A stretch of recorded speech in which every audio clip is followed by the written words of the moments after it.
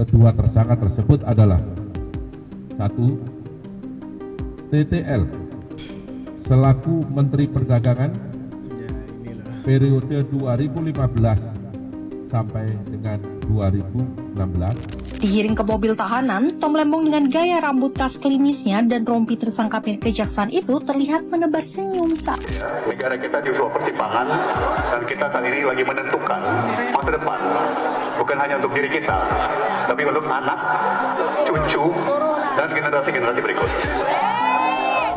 Anda jangan GR juga bilang kasih note kepada ayahnya Mas Gibran. Emang hanya Tom Lembong aja mengeruk kekayaan yang sebesar-besarnya agar dia bisa berkuasa panjang. Saya tantang untuk Mbak Najwa agar membuat berita tentang maraknya penangkapan para koruptor, terutama harus membahas penangkapan Tom Lembong. Mbak Najwa, ayolah speak up, jangan sembunyi terus. Penyidik pada Jaksa Agung Muda Tindak Pidana Khusus Kejaksaan Agung Republik Indonesia menetapkan status saksi terhadap 2 orang menjadi tersangka karena telah memenuhi alat bukti bahwa yang bersangkutan telah melakukan tindak pidana korupsi. Adapun kedua tersangka tersebut adalah 1. TTL selaku Menteri Perdagangan periode 2015 sampai dengan 2016 berdasarkan surat penetapan tersangka nomor TAP garis datar 60 garis miring F.2 garis miring FD.2 garis miring 10 garis miring 2024 tanggal 29 Oktober 2024. Yang kedua,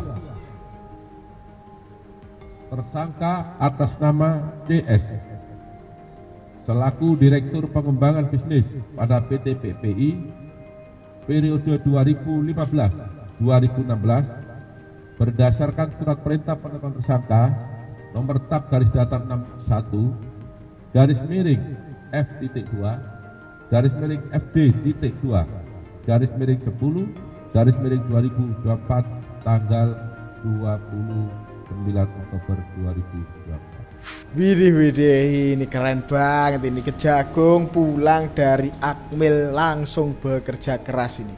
Ya, untuk membasmi tikus-tikus pada zaman itu, jelas ya.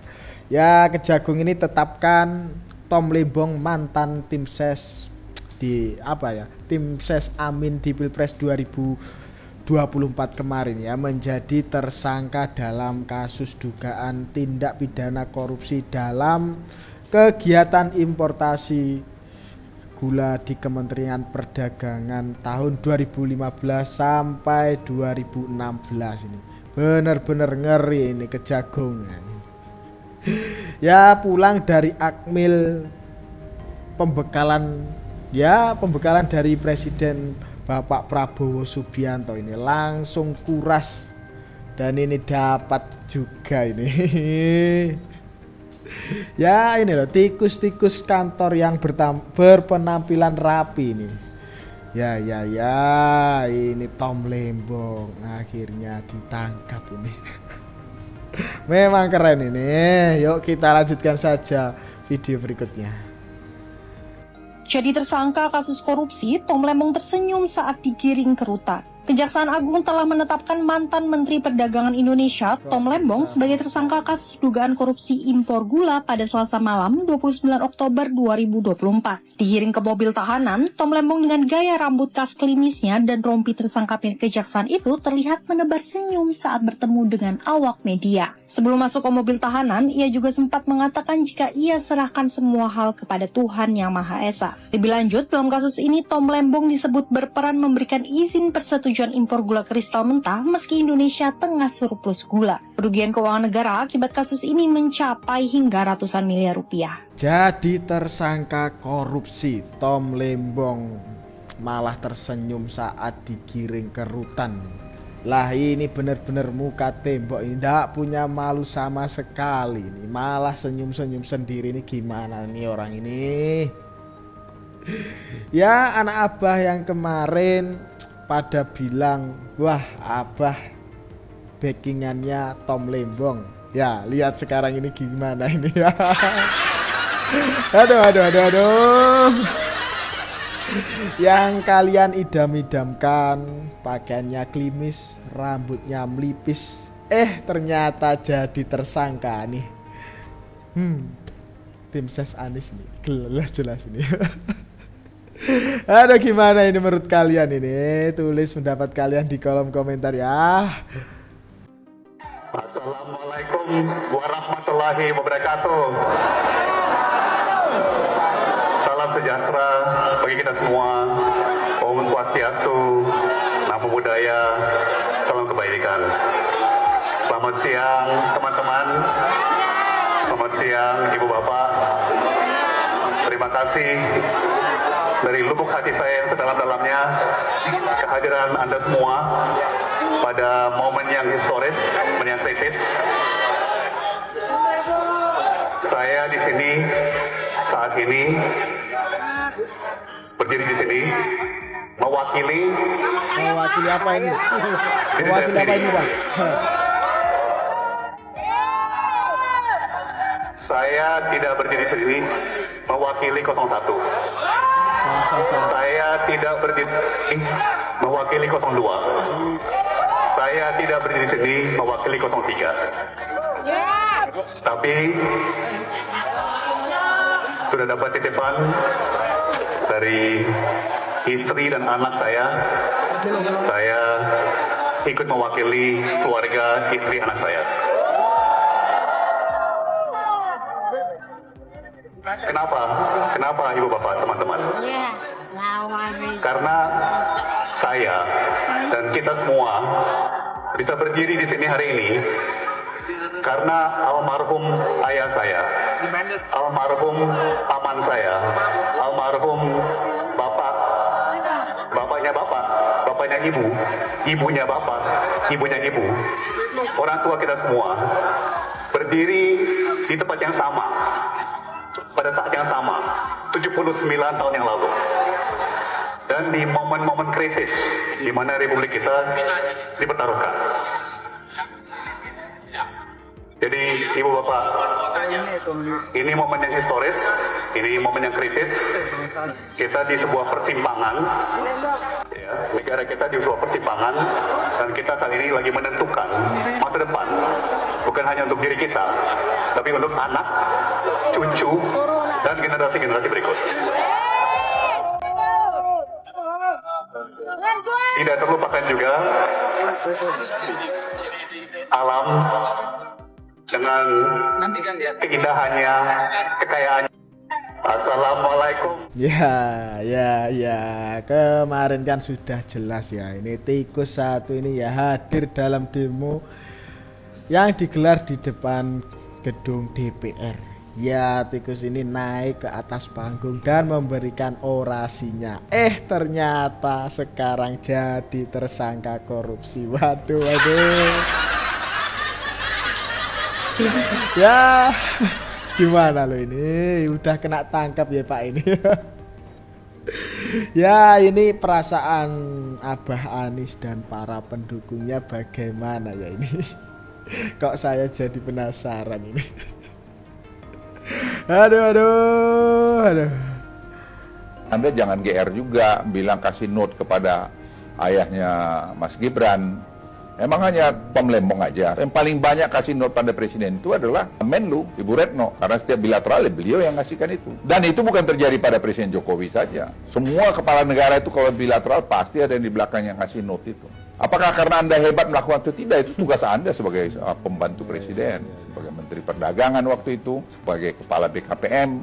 Tapi Anda harus refleksi juga, apa sih yang Anda lakukan sudah Menteri Perdagangan? Coba tanya dirimu. Waktu Anda BKPM, apa yang Anda lakukan coba? Anda kan ditugasin untuk OSS. Saya ingat betul itu, bagaimana Anda curhat ke saya. Tapi itu kan sampai Anda meninggalkan kabinet tidak pernah selesai. Sekarang kami yang menyelesaikan itu. Online single submission itu, yang sudah digadang-gadang bakal selesai begini, begono dan segala macam itu. Jadi saya hanya ingin sampaikan, kita sudahlah. Kalau sudah selesai masa kita, sudah semua ada waktunya. Tidak perlu kita ceritakan kita yang paling bagus. Karena kita itu terjadi semua, tidak. Semua itu adalah hasil kerja tim. Ya, memang ini video lawas ya, tapi bisa dipastikan hanya Opung Luhut Binsar Panjaitan yang paling loyal dengan Bapak Jokowi ini. Ya, para pembenci Pak Jokowi dan para anak abah, pastilah kalian ini menyesal. Ya, atau akan tetap membela si Tom Lembong ini. Atau kalian para anak abah ini ya bakal ada demo lagi. Ya, gimana ya? Ya, untuk selamatkan Tom Lembong ini loh kelihatannya. Apa gitu kalian-kalian ini? Waduh, ini gimana toh ini? Tahu nggak yang banyak takut? Yang banyak takut gue jadi presiden, tahu nggak siapa? Saya ini bangkir. Loh. Itu bangkir itu. Dalam kontestasi Pilpres 2024, Tom berposisi sebagai Wakil Ketua Tim Nasional Anies Mohaimin. Ia diumumkan sebagai ko-kapten Timnas Amin sejak 14 November 2023. Mungkin itu kan dapat contekan itu dari Pak Tom Lembong mungkin ya. Itu sering digaungkan Pak Tom Lembong itu. Tahu nggak yang banyak takut? Ya. Jelas ini Pak Prabowo ini bersih koruptor ya. Ya, bersih para tikus kantor itu loh.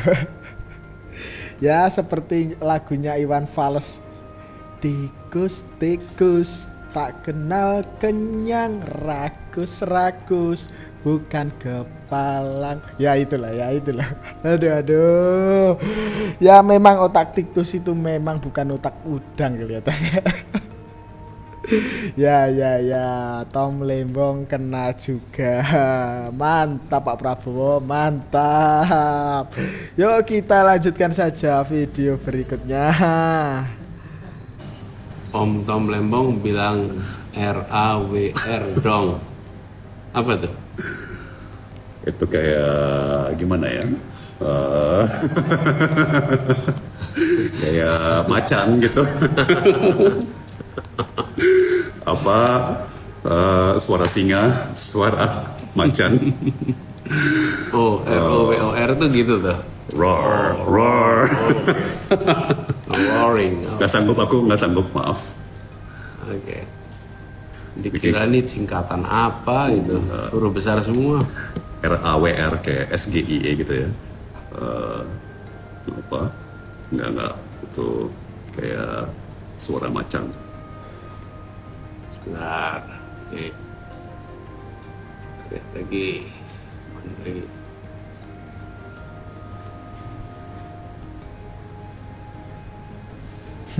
Iya Pak, kenapa ini?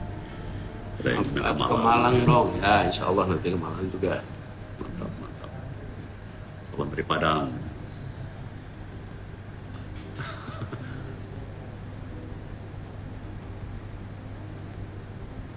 Aduh. Langsung merah mukanya. Juicy. Merah terus sekarang. Jadi, seharian merah terus. Tadi malam gimana tuh? Apa ngikutin timeline ya tadi malam? Oh my god. Nggak nyangka, memang nggak nyangka. Ya kan? Ya kan spontan aja. Kayak seperti yang tadi saya cerita. Nggak tahu kenapa tiba-tiba kayak banjir memori indah. Ya kan, dulu jadi penulis pidatonya Pak Presiden, ya kan, mendampingi beliau ke mancanegara, kasih butir bicara, ya kan, yang tadi Anies bilang hal-hal yang harus dipertimbangkan dalam meeting bilateral segala macam kan. Terus kan saya tweet aja tuh mengenang saat-saat saya bersama Pak Presiden di Washington DC. Ya nggak kepikir sih, banjir komentar, banjir reposting dan retweet dan sebagainya ya. Jadi, sampai tadi pagi, makanya saya saking terkesima, ya kan, sampai jam 3 pagi baca sampai jam 3 pagi, apa nggak bisa stop, apa kecanduan, apa saya baca, oh my god, katanya komentarnya lucu banget, oh my god, komentarnya dahsyat. Ya kita tahulah apa nggak ada yang bisa ngalahin orang Indonesia kalau soal guyon dan apa kreativitas ya. Jadi apa Om Tom Lembong Cie ketangkep ya Pak ini, Bapak ketangkep. Ya memang dilihat dari omongannya ini, ya omongannya Tom Lembong ini halus banget ya. Ya kelihatan baik banget. Ya membuat para anak abah ini apa ya mengidolakannya. Nggak taunya koruptor ini. Makan uang rakyat sampai 400 miliar. Jan, emang senyummu menghanyutkan Pak. Aduh, yang diidolakan para anak abah ternyata koruptor ini. Kasihan deh, kasihan. Surat terbuka untuk Najwa Shihab, si Ratu Nebeng, dan Duta Peringatan Darurat. Saya tantang untuk Mbak Najwa agar membuat berita tentang maraknya penangkapan para koruptor, terutama harus membahas penangkapan Tom Lembong. Mbak Najwa, ayolah speak up, jangan sembunyi terus. Coba bayangkan, andaikan dulu Abah Anies yang menjadi presiden dan Tom Lembong menjadi Menteri Perekonomian dan Perdagangan luar negeri, mau jadi apa negara ini? Hancur. Surat terbuka. Ini jelas banget Masnya ini. Ya di sini aku paham lah kenapa Anies Baswedan ini ditakuti menjadi presiden. Ya karena mereka adalah gerombolan perusak negara, ini jelas lah. Ya bayangkan saja ya kalau yang jadi presiden tuh ya Abah Anies tadi. Dan si Tom Lembong itu menjadi menterinya. Waduh, Indonesia bakal menjadi seperti apa ini? Ada jelas Indonesia ini jadi rusak lah. Waduh. Ya syukur saja lah yang jadi itu Bapak Prabowo Subianto yang gimana ya?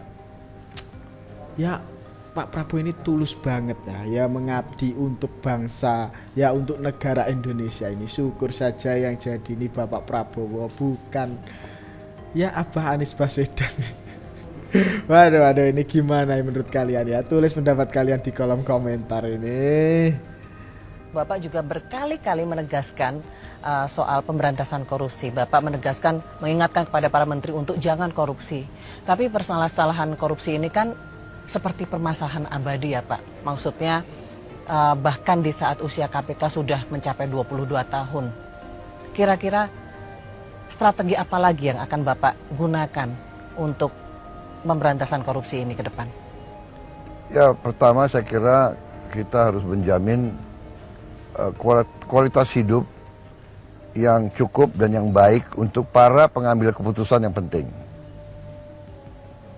Sesudah itu ya kita harus punya sistem pengawasan yang ketat dan kembali tekad untuk menegakkan hukum dengan tegas dan bila perlu keras, karena saya kira masalah korupsi ini ada yang korupsi terpaksa ya, mungkin karena dia kualitas hidupnya sangat-sangat sulit, tapi menurut saya yang lebih parah adalah keserakahan, serakah dan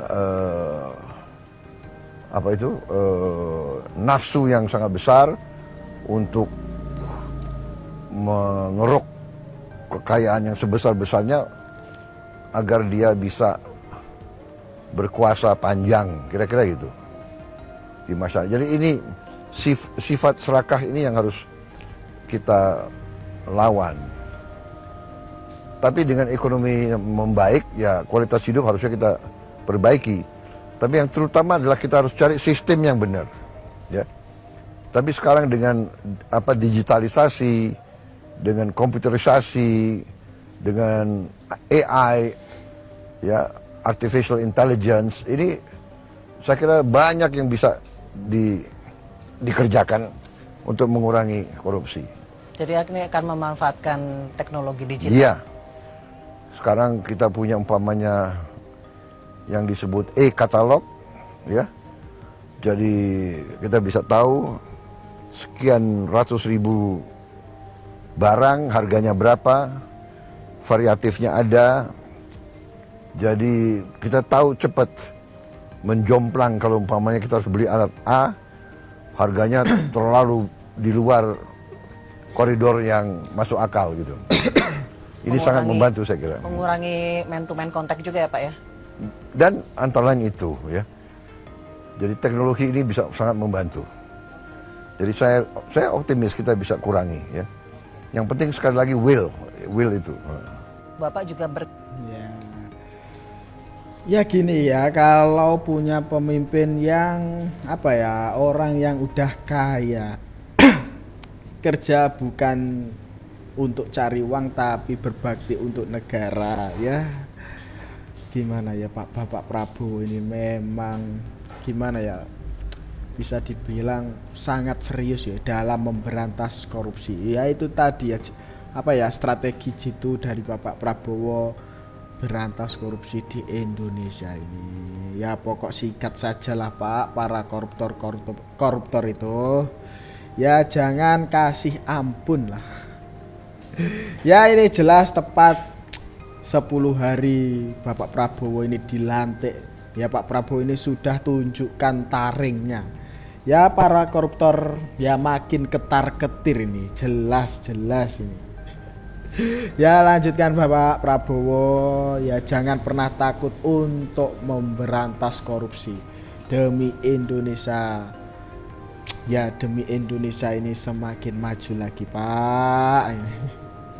Ya buat anak abah aman gak ya ini? Waduh, ini gimana ini menurut kalian? Ya tulis pendapat kalian di kolom komentar ya. Dan itu tadi ya sedikit informasi yang dapat saya sampaikan dalam video kali ini. Jangan lupa subscribe channel Sudut Pandang. Sekian dari saya, terima kasih.